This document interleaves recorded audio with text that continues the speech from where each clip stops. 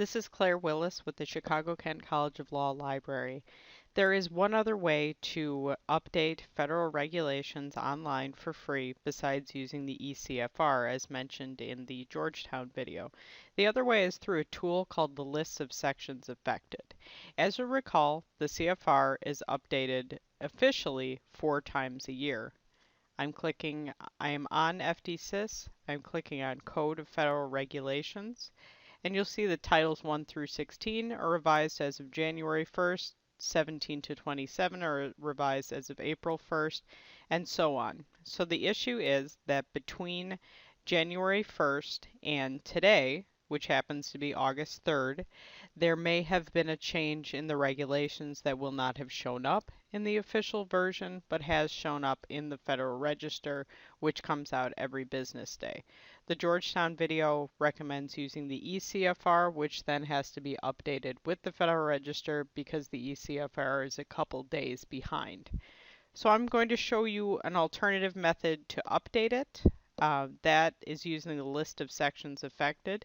If you look down in the bottom left-hand corner, you see List of Sections Affected. Click on that and then pick Browse CFR Parts Affected from the Federal Register.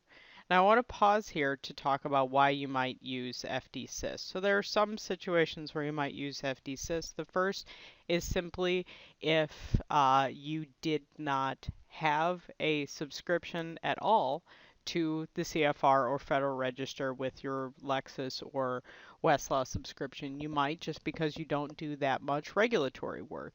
You might also find that it's easy or perhaps easier to pull a known item, to pull a citation that you already know about from a free government website than it is to necessarily track it through Lexis or Westlaw, which are sort of designed to be a more global research resource. So you might find it easier to pull something from FDSys just because it is